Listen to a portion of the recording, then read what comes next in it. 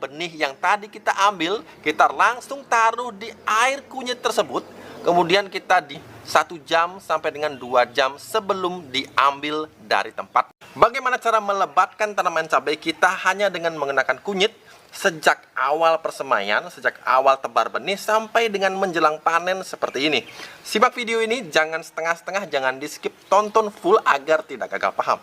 Yang pertama, Beli akan mulai dari awal terlebih dahulu, yaitu persiapan untuk mengambil benih dari tanaman cabai, atau sahabat juga bisa mengambilnya dari dapur.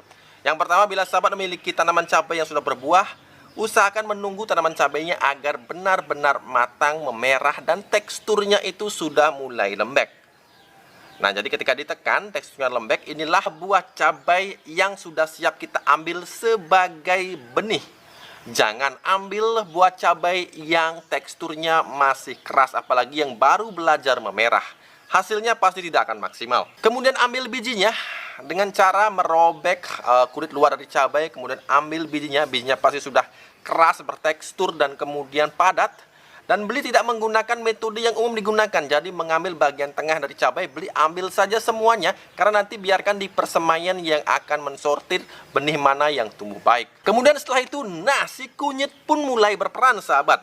Perannya apa? Sahabat tinggal memarut kunyit, kemudian peras airnya. Usahakan tidak dicampur dengan air biasa, usahakan hanya air perasan kunyit yang murni. Kemudian benih yang tadi kita ambil, kita langsung taruh di air kunyit tersebut.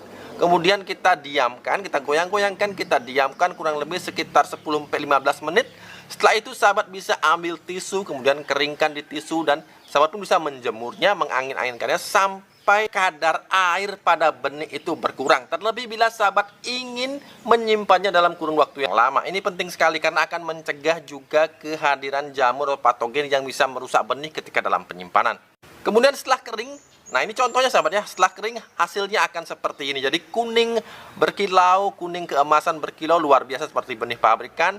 Dan tentu saja sudah siap untuk disemai. Kemudian semai pada wadah berupa Beli menggunakan di sini polybag, sahabat ya. Sahabat bisa menggunakan wadah yang lain. Yang penting ketinggian dari media itu cukup, jangan terlalu dangkal karena nanti pertumbuhan benih di persemaian tidak akan maksimal. Kemudian sahabat semai, kemudian siram, dan akhirnya setelah tumbuh, sahabat, setelah benih tumbuh dan kemudian siap untuk dipindah tanamkan ke lahan maupun ke polybag yang lebih besar, sahabat tinggal siramkan air kunyit kembali. Paling tidak ini 1-2 jam sebelum kita melakukan pindah tanam. Jadi siramkan ke dalam polybag yang sudah ditumbuhi oleh benih ini, sahabat. Jadi sebelum pindah tanam ke polybag yang lebih besar ataupun ke lahan, silahkan sahabat siramkan air perasan kunyit ini 1 jam sampai dengan 2 jam sebelum diambil dari tempatnya. Ini penting sekali karena terbukti kunyit bisa menekan stres. Jadi bukan hanya manusia yang stres, tanaman juga bisa stres ketika dipindah tanamkan. Terbukti kandungan kurkuminnya bisa menekan stres tanaman pada saat tanaman akan dipindah tanamkan. Dan video ini sudah ada sebelumnya dan sudah terbukti bagaimana pertumbuhannya dari hari ke hari, dari minggu ke minggu. Sahabat tinggal lihat di channel YouTube Beli.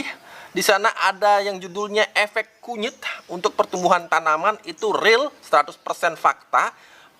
Video-video berikutnya juga Beli update bagaimana perkembangannya, dan silahkan ikutin. Dan luar biasa sekali, tanaman menjadi cepat besar dan kuat dari gempuran hama dan penyakit. Luar biasa, silahkan dibuktikan. Dan kemudian yang terakhir, sahabat bisa mempersiapkan mulai dari sekarang bagaimana cara kita membuat pupuk organik cair yang berbasis kunyit ini, sahabat.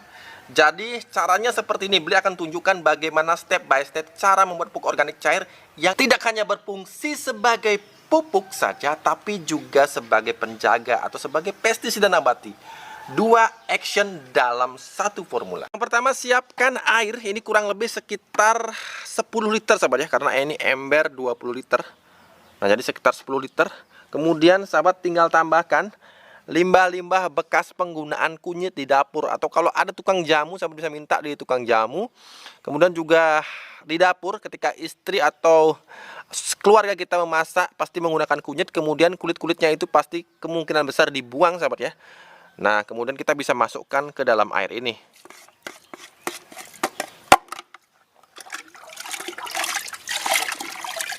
Oke. Berapapun yang ada, jangan dipaksakan.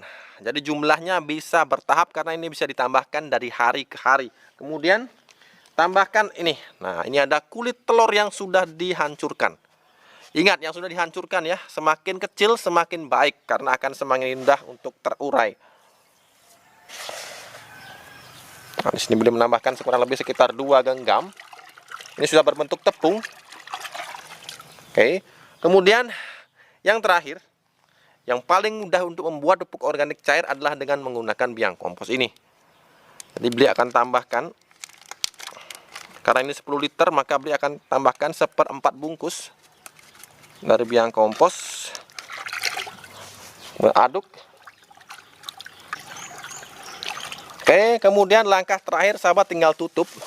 Bisa menggunakan plastik, bisa menggunakan karung seperti ini. Nah, tutup, kemudian bisa diisi setiap hari dengan bahan organik berupa kunyit ataupun kulit telur yang sudah dihaluskan. Tidak perlu lagi ditambahkan dengan biang kompos. Cukup 2 bahan tersebut.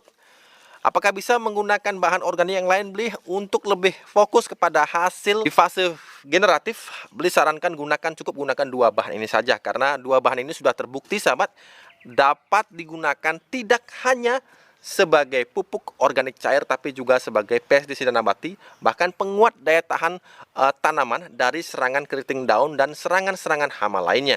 Taruh di dalam ruangan tidak terkena sinar matahari secara langsung, bisa menambahkan setiap hari atau setiap 2 hari sekali, dan kemudian pada minggu kedua atau 15 hari setelah ini sahabat bisa mulai menggunakannya.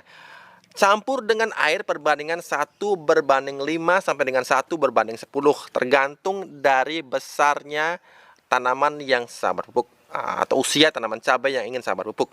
Sahabat tinggal sesuaikan. Yang pertama, silahkan gunakan dosis yang paling encer, kemudian perhatikan pertumbuhannya, kemudian bisa ditambahkan larutannya bertahap demi tahap. Oke, cukup sampai di sini video beli kali ini. Jangan lupa untuk selalu berusahalah menanamlah hari ini agar kita bisa panen esok hari. Sampai jumpa lagi di video-video beli berikutnya. Ada cerita menarik dari Aglonema liliput mini ini sahabat. Jadi awalnya beli diberi, sebenarnya bukan diberi, tapi beli meminta aglonema yang sudah sakit, yang hanya tersisa 1 lembar daun saja beberapa bulan yang lalu sahabat. Jadi tampilannya tidak seperti ini. Kemudian beli coba-coba untuk meracik media untuk aglonema. Ini bahannya salah satunya adalah pupuk granul. Kemudian juga di sini ada andam, humus bambu. Kemudian juga yang putih-putih ini ada perlite.